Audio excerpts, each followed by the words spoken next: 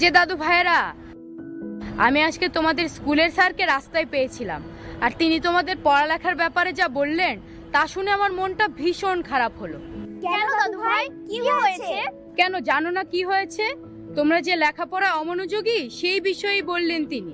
দাদু, আমরা তো পড়াশোনা করি। হ্যাঁ, কি পড়াশোনা করো তা তো দেখতেই পাচ্ছি। সারাদিন মোবাইলে গেম খেলা ছাড়া আর তো কোনো কাজ নেই। দাদু ভাই, মোবাইল তো অনেক উপকারী জিনিস। হ্যাঁ, মোবাইল ভালো কাজে ব্যবহার করলে উপকার, কিন্তু অতিরিক্ত আসক্তি বিপজ্জনক। আসক্তি কি দাদু ভাই?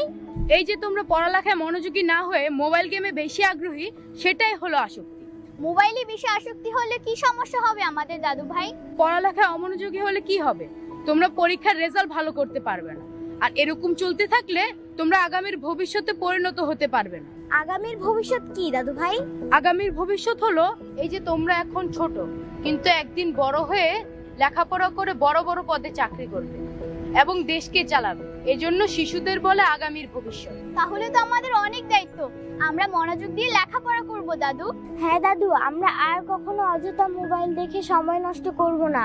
হ্যাঁ, আমি জানি তোমরা খুব ভালো এবং মেধাবী। তোমাদেরকে বোঝালে তোমরা বুঝবে। আমি তোমাদের স্যার। দাদু, মোবাইলে আর কি কি ক্ষতিকর দিক আছে? এটা খুব ভালো প্রশ্ন করেছো। মোবাইলের তো অনেকগুলো ক্ষতিকর দিক আছে। এর মধ্যে অন্যতম হলো চোখের সমস্যা। চোখের সমস্যা কেন হবে দাদু? অতিরিক্ত মোবাইল দেখলে ডিভাইসের আলোটা সরাসরি চোখে পড়ে, চোখ নষ্ট হয়ে যেতে পারে। এক্ষেত্রে চিরতরে অন্ধ হয়ে যাওয়ার সম্ভাবনাও থাকে। তাছাড়া মানসিক ভারসাম্য হারানোর সম্ভাবনা থাকে। মানসিক ভারসাম্য হারানো মানে কি দাদু? মানে হলো পাগল বা উন্মাদ হয়ে যাওয়া, কিংবা স্মৃতিশক্তি হারিয়ে ফেলা। না না দাদু, আমরা আর কখনো অযথা মোবাইল দেখব না, কখনো মোবাইলে গেম খেলবো না। এবারের আয়োজন বৃন্দ আবৃত্তি। চলো দেখে আসি শক্তি ও প্রেরণায় ভরা এই আয়োজন। বহু পথ হেঁটে ওরা 5 জন গোধূলিতে এসে বসে প্রবীণ বৃক্ষের নিচে ক্লান্তি মুছে নিতে। গাছের একটি পাখি শুধায় ওদের, বলো তো তোমরা কারা? প্রশ্ন শুনে পান্থজন ঝুঁকে পড়ে নিজের বোধের কাছে। বলে একজন, আমি হিন্দু, হিন্দুত্বের প্রতি আজন্ম আমার টান। দ্বিতীয় জনের কণ্ঠ বাঁশির মতন বাজে, আমি বৌদ্ধ হীনযান। এবং তৃতীয় জন বলে, আমি এক নিষ্ঠাবান বিনীত খ্রিস্টান। চতুর্থ পথিক করে উচ্চারণ, আমার ঈমান করেছি অর্পণ, আমি খোদার আরশে, আমি তো মুসলমান। পঞ্চম পথিক খুব কৌতূহল বসে, কুড়িয়ে পতঙ্গ এক বলে স্মিত স্বরে, আমি মানুষ, আমরা মানব সন্তান, আমরা মানব সন্তান, আমরা মানব সন্তান, আমরা মানব সন্তান। নতুন পথের যাত্রা পথিক চালাও অভিযান, নতুন পথের যাত্রা পথিক চালাও অভিযান। উচ্চ কণ্ঠে উচ্চারো আজ মানুষ মহিয়ান, মানুষ মহিয়ান, মানুষ মহিয়ান। চারিদিকে আজ ভিড়ুর মেলা, খেলবি কে আয় নতুন খেলা। জোয়ার জলে ভাসিয়ে ভেলা, বাইবি কি উজান। পাতাল ফেড়ে চলবি মাতাল, স্বর্গে দিবি টান, স্বর্গে দিবি টান, স্বর্গে দিবি টান। সরল সাজির নাই সময় বেরিয়ে তোরা আয়, আজ বিপদের পরশ নেবর নাঙা আদুল গায়, নাঙা আদুল গায়, নাঙা আদুল গায়। আসবে রণ সজ্জা করে সেই আশায় রইল সবে, রাত পোহাবে প্রভাত হবে গাইবে পাখি গান।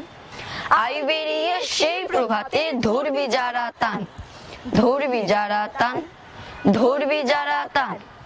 আধার ঘরে আত্মঘাতী যাত্রা পথিক সব, এ উহারে হানছে আঘাত করছে কলরব, করছে কলরব, করছে কলরব।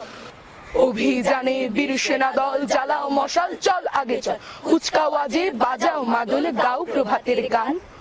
উষার দ্বারে পৌঁছে গাবি জয় নব উত্থান, জয় নব উত্থান, জয় নব উত্থান।